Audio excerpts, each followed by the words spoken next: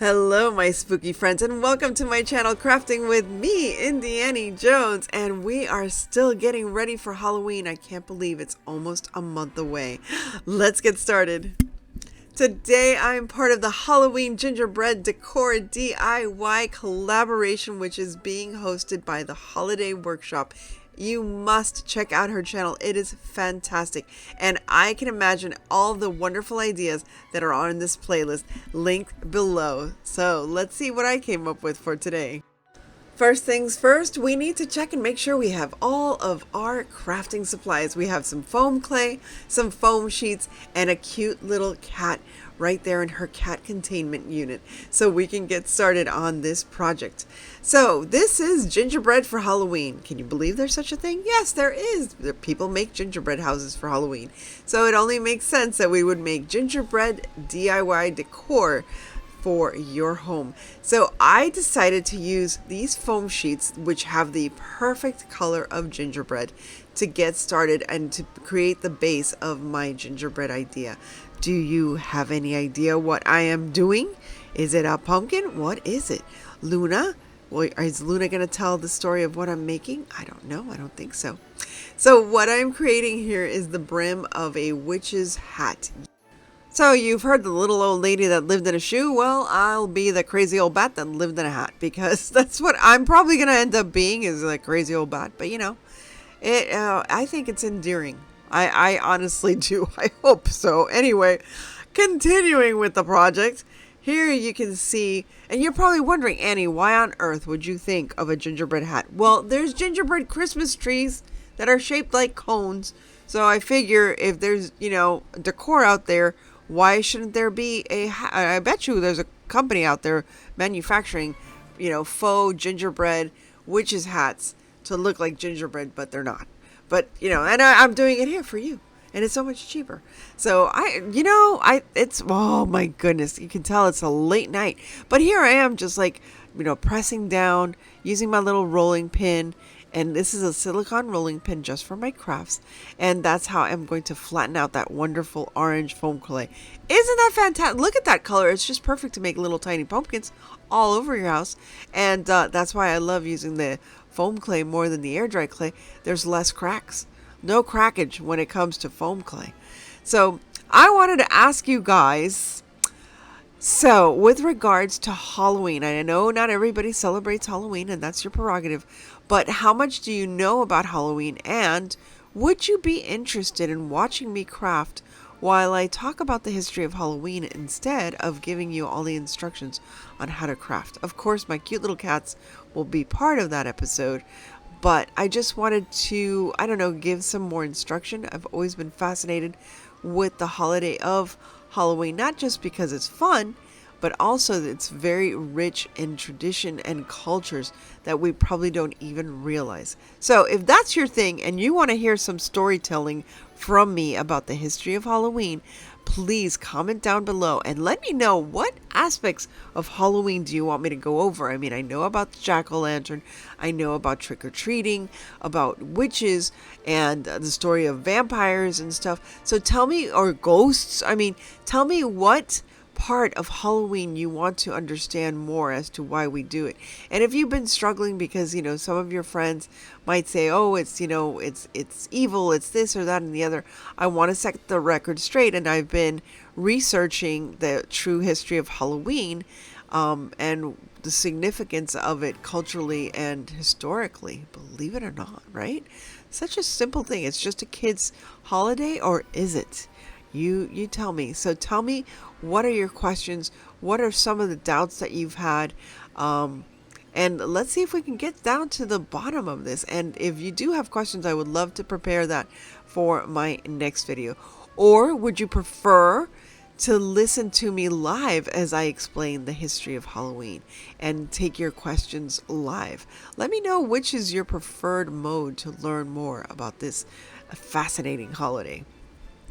So as you saw, I'm adding the foam clay to the foam sheet with a little bit of Mod Podge. It's easy as pie to do that.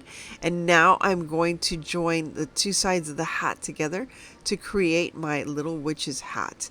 And this was, I think, the hardest part of this process, was just getting the glue just right in the right area so that I can cover it up. As you can see here, I'm just covering up that seam with my foam clay, and you won't be able to tell the difference.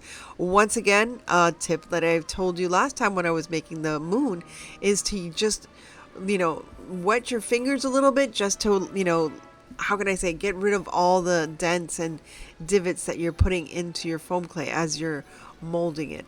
This helps so much, and it also prevents crack if it prevents crack. Yeah, it prevents crackage. If you are using air dry clay. Sorry about that. Now I'm going to have kudu. What is it with cats wanting to knock things over, things with liquid like water? They're just so fascinated with it.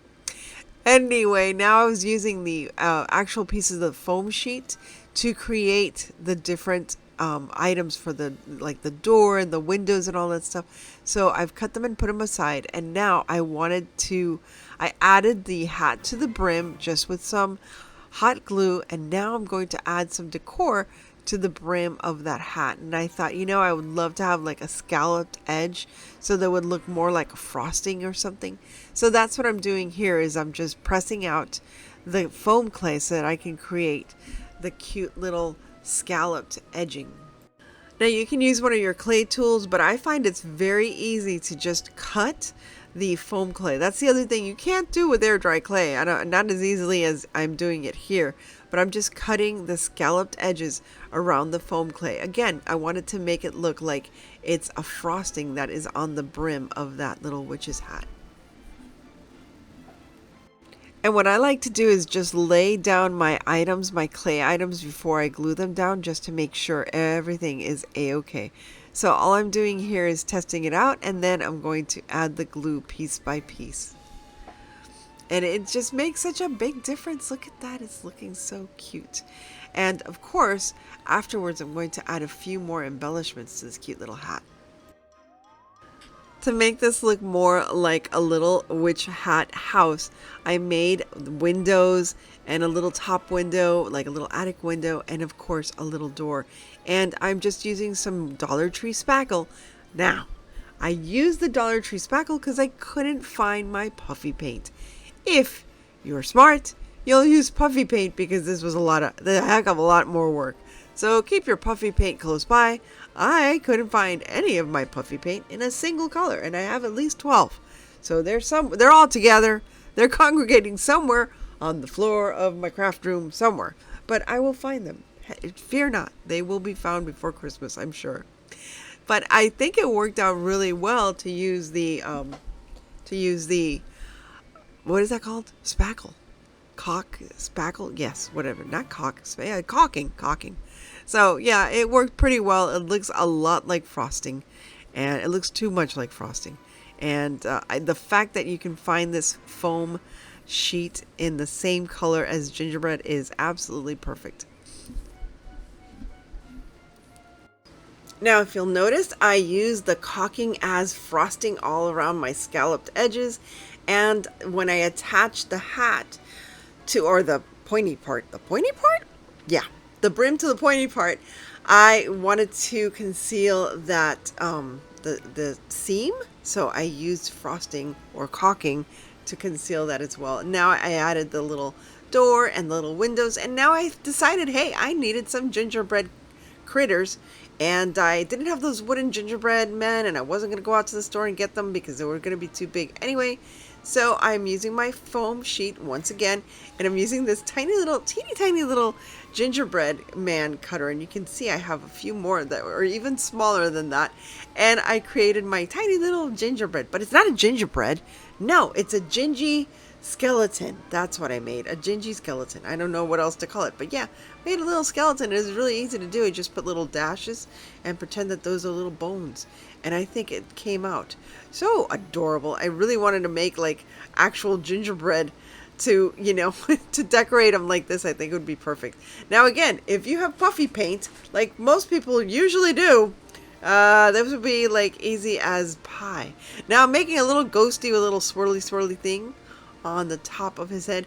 After I had done this, I realized I should have made a gingerbread hat that was pink, because pink Halloween is in. It is so in, and I've seen it everywhere, and I thought that would have been a perfect idea to make a cute little, like a cute little pink gingerbread ghost. So all I'm doing here is using my white paint, and of course all of my paints are from Folk Art and from Plaid, the family of products. Plaid, I want to paint forever. I know that's corny, but it's my go-to. You know I am. And I make a little ghosty face. Oh, boo. And now, next, I want to make a little witch. So I made all these critters to put around the brim of the hat.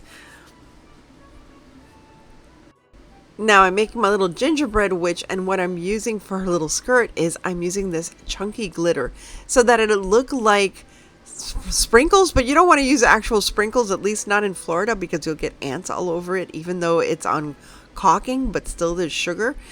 So yeah, sprinkles are your best bet, and chunky glitter is your best bet to make it look like sprinkles. Oh my goodness, I'm so confused. I hope you guys are doing well. You know what, when you're watching this, it's probably very early in the morning, so relax, get a cup of coffee, and watch as I add my little critters to my gingerbread witch's hat. I love the way this is looking already.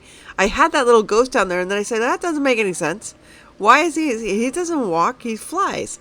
So I decided to put a little skeleton down there, and then I moved a little ghosty up to closer to the roof so that you can see how adorable she is. And besides, you want her to be floating around, right? Yeah. And I add a little broom to my little witch. And of course the broom actually looks more like a shovel, you know. I did what I can, but I think it's looking so cute now. I love the look of that chunky glitter, and I decided it would be nice to add it to the brim just to give it a little more oomph. The only thing I regret is that I didn't have faux candies. Like, this would have looked so cute with like little candy corns all over the place, or little, little candies. But again, I couldn't find everything, and not only that, but the glitter I already had from last year, I am trying not to spend any extra money because I have to save it, believe it or not, for Christmas. I have a very special project, and I am so excited to be a part of it, but I need to just save my spending fund for this project where I'll be working at an old 100-year-old estate decorating 2 of the rooms. So I have to provide the decorations. So many of them I'll be making, so you can watch that right here on my channel. So if you like Alice in Wonderland, this whole estate is going to be Alice in Wonderland for Christmas themed. So it's pretty exciting and fun and whimsical, and you know that I'll enjoy it. So look at how cute. Look at what a difference it makes just with that little bit of glitter. I love the way this turned out. I hope you get a chance to do this yourselves. And again, you can just make this. It doesn't have to look like a gingerbread. You can make it like a regular witch's hat. But here's an option that you have so that you can create your own little witch's hat for whatever decor you want. And especially if it's gingerbread, I think it looks just adorable. So recently I've been seeing all of these autumnal aesthetic films and videos on YouTube. I'm sure you have too. And I saw that one girl had this electric wax melting set, and I thought, how cute. I looked for it up in the internet, obviously, and on Amazon, and I found this set, and I thought it had everything. And though I don't usually write handwritten invitations and letters, this is tempting me to do so. But I thought for Halloween especially, this will add a lot of, how can I say it, something authentic to your Halloween decor. And especially if you're doing anything like a Harry Potter game night or Halloween night or a party night, this would be so cool to give everyone like a gift or something in a wax stamped envelope. There you can see my little wax stamp is an actual potion bottle. And as I've been opening this up, I'm sorry, I should have talked to you about it. I have the actual wax heater or heat machine, I guess that's what it's called. And it has a little spoon in it. and you melt the wax right there. It's so like, I don't know, it's very romantic and vintage looking, Victorian. So I thought it would be really cute to share this with you.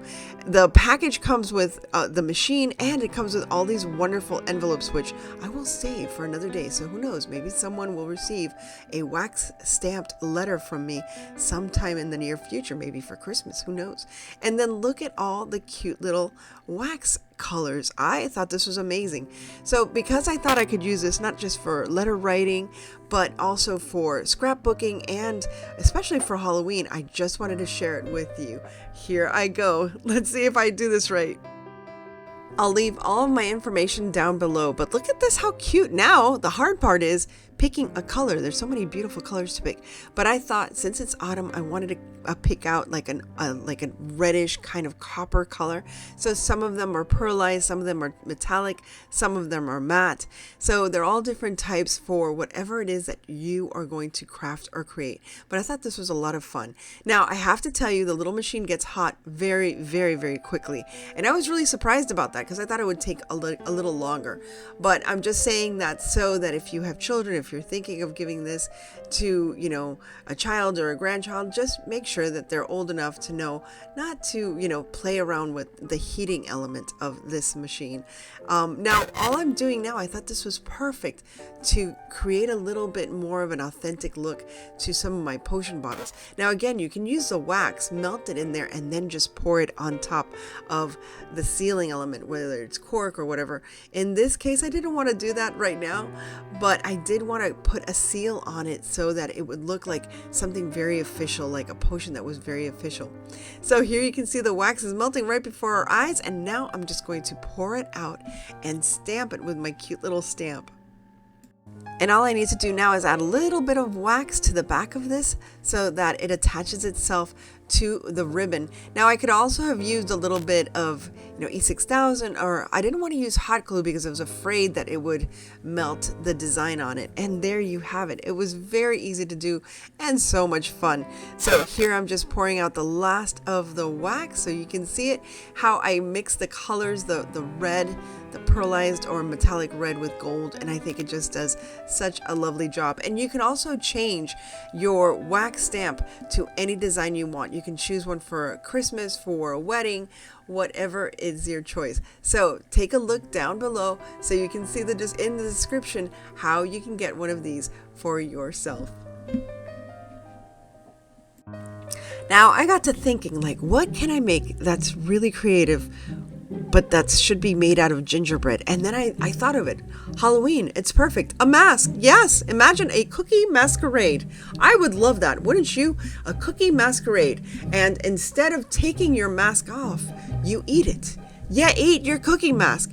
Now, I wouldn't do this where it's sweaty, because that would be, oh my gosh, that would be a little bit messy, wouldn't it, to have like a cookie strapped to your face all night? But then again, you wouldn't be hungry. Anyway, I digress. That's what I'm making here right now. A cookie, a gingerbread inspired mask for a gingerbread masquerade. Wouldn't that be fun? A Christmas gingerbread masquerade or Halloween. It's a mixture of Halloween and Christmas, just like The Nightmare Before Christmas. So here all I did was I took my foam clay, and this time I did have my gingerbread color foam clay. If you don't have this, guys, if you're gonna make gingerbread stuff, forget the painting, just get it already colored, and it is so easy to create anything you want. And it has that spongy kind of, it does have that spongy texture that makes you think that it is gingerbread. So this is perfect. So all I did was I just winged it. I didn't have any kind of pattern, but I'm sure you can find masquerade patterns anywhere.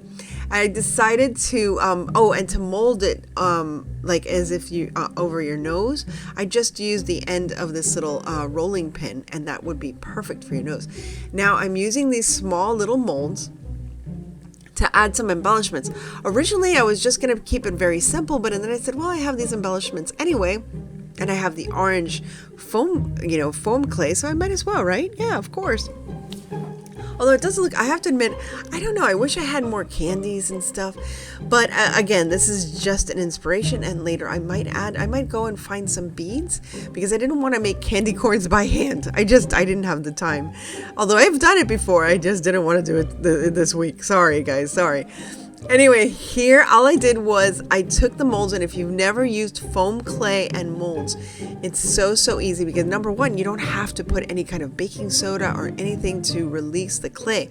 Because it's foam clay, it does constrict a little bit when it dries. So all I did was I put this in the refrigerator just for a few minutes, or the freezer if you'd like, just for a few minutes, so that it sets up quicker, and so I wouldn't lose any of the details of the designs that it was in. Now this one I kind of mangled, but it's okay, it works out just fine. So I just wanted to make sure that the placement was going to be appropriate, and all I'm doing once again is using with the foam clay, you can just use Mod Podge or any kind of white glue or wood glue, and that's easy enough as it is, and I think it came out pretty cute. Now I did want to embellish it a little more, of course, because it is after all Halloween. But I thought it would be fun to just, you know, when you get like a sugar cookie and it has that crystallized kind of sugar on it, that's what I decided to do. So I crystallized this mask using a little bit of Mod Podge and some Epsom salts. And I wish they had Epsom salts that it smelled like cinnamon, because I think that would really sell this whole mask as though it was a real cookie. But there you have it. I hope you like this idea of a gingerbread masquerade mask just in time for Halloween.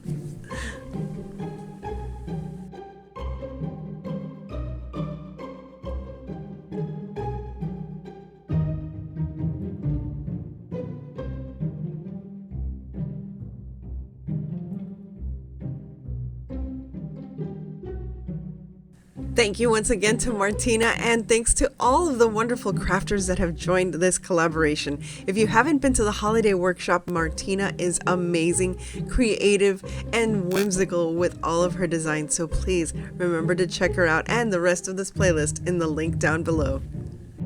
And thanks to all of my wonderful spooky friends for making this the best Halloween season ever. If I've inspired you, please remember to like, share, and subscribe. And stay safe, be kind, God bless each and every one of you. And remember to live the adventure. I'll see you again soon. Bye!